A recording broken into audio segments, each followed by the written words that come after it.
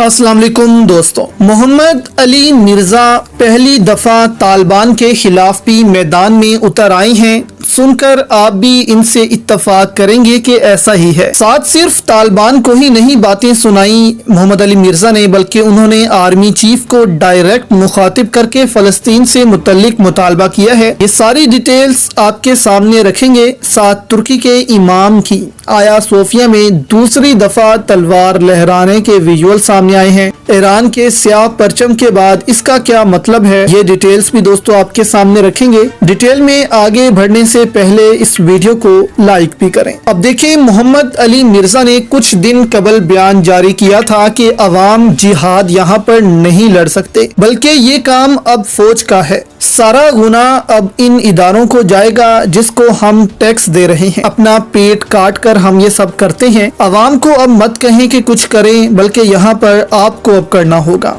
अब इस पर साहिल अदीम ने काफी तनकीद भी की मोहम्मद अली मिर्जा पर। उन्होंने नाम तो नहीं लिया, लेकिन उन्होंने कहा कि ये जो लोग कहते फिर रहे हैं ना कि अवाम का ताल्लुक नहीं है, इससे अवाम कुछ नहीं कर सकती, इन्होंने ही असल में इस्लाम को तबाह करके रख दिया है। खैर, ज्यादा इस डिटेल में हम नहीं जाएंगे, लेकिन मोहम्मद अली मिर्जा अभी भी अपनी इस बात पर ही कायम है कि अवाम ने अपना पेट काटा है, अब फौज को यहाँ जाकर उनकी मदद करनी चाहिए। अब ऐसे ही एक इंटरेक्शन में मोहम्मद अली मिर्जा गुस्से में नजर आए कि वहाँ पर अब फौज को जाना चाहिए। ऐसा लगा कि वो अपने ऊपर जो तनकीद हो रही है उससे खुश नहीं थे। तो इसी दौरान उन्होंने आर्मी चीफ के लिए भी पैगाम भेजा और अफगान तालिबान के लिए भी। क्या बयान दिया, आप ये क्लिप सुने और बताएं कि कौन यहाँ पर आपको ठीक लगता है। मैं डायरेक्ट आर्मी चीफ को मुखातिब करके बात कर रहा हूँ, मैं चीफ जस्टिस को मुखातिब करके बात कर रहा हूँ कि भाई आप लोग पकड़े जाएंगे। हम आपको ये प्रोटेस्ट अपना रिकॉर्ड करवा रहे हैं कि हम साबुन की टिकिया के ऊपर भी आपको टैक्स दे रहे हैं। हम हर पेट्रोल के 1 लीटर पे मोटर बाइक में जो डलवाता हूं मैं उसमें आपको टैक्स दे रहा हूं। मैं ओहदा बना हो गया हूं। अब आप अल्लाह के हुजूर पकड़े जाएंगे, क्योंकि मैंने अब आर्म्ड कन्फ्लिक्ट अपनी फौज के साथ तो नहीं करना, अपनी अदलिया के साथ तो नहीं करना,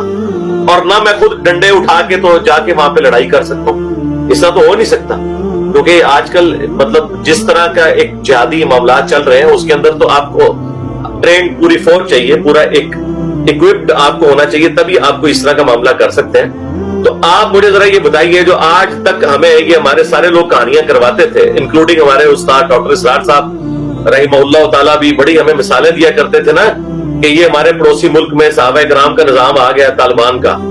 तो तालिबान का कोई एक बयान भी आपने सुने?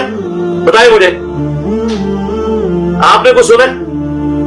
कोई सुना है बयान तालिबान का? जी, फ्यूचर में शायद तो कोई हो जाए। छोड़े फ्यूचर को, 4 दिन हो गए, क्यों झूठी उनकी तरफ से आप, अगर आपकी दिली अकीदत वाबस्ता है तो क्यों झूठी आप उनकी तरफ से जो है वो अपने आखिरत और कब्र को भारी कर रहे हैं? लानत भेजे फ्यूचर को। आप आके मुझसे तो डिबेट कर रहे हैं, जो पूरी दुनिया के सामने आवाज बुलंद कर रहे हैं, उनके बारे में आप वकालत कर रहे हैं उनकी कि फ्यूचर में बात करेंगे वो। छोड़े इस चीज को।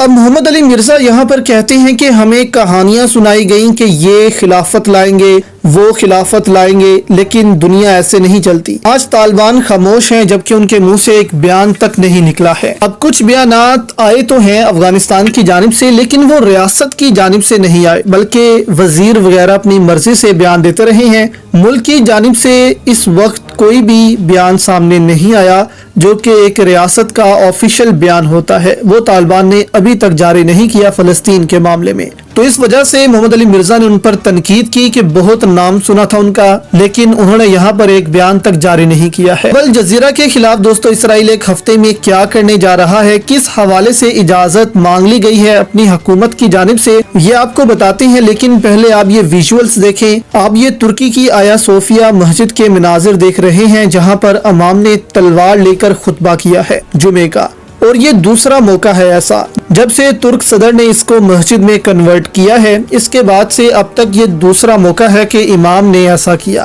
पहली दफा ये तस्वीर आप देख सकते हैं कि जब तलवार म्यान में थी, उस वक्त की है जब आया सोफिया को मस्जिद बनाने के बाद पहला खुतबा दिया गया था। उस वक्त इमाम ने तलवार पकड़ी थी हाथ में, लेकिन तलवार म्यान में थी। اب کل خطبے کے دوران پھر سے امام نے اس تلوار کو نکالا اور میان میں اس دفعہ تلوار نہیں رکھی بلکہ میان سے باہر نکالی، اور خطبے کے دوران فلسطینیوں کے حق میں بیانات دیے، غزہ کے حق میں بیانات دیے۔ اس حوالے سے کہا جا رہا ہے کہ ایران نے کالے پرچم کو لہرایا تھا سو کے حوالے سے، اور ترکی نے آج تلوار لہرائی ہے، جبکہ اسرائیل نے ترکی، مصر، لیبیا سے اپنے شہریوں کو حکم دے دیا ہے کہ وہ ان ممالک کو چھوڑ جائیں۔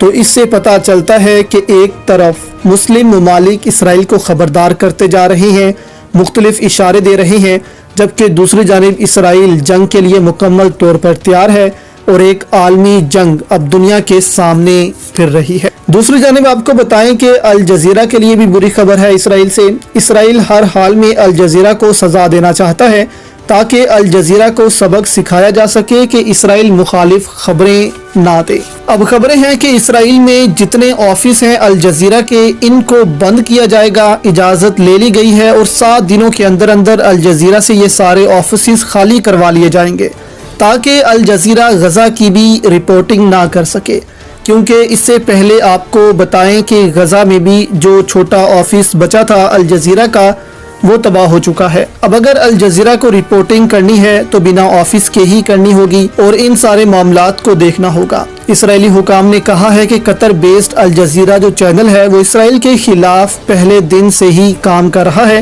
اس لیے ہم ایسے چینل کو اپنے ملک میں نہیں رہنے دے سکتے۔ تو اس وجہ سے الجزیرہ کے سارے آفسز اب ختم کیے جا رہے ہیں اسرائیل سے۔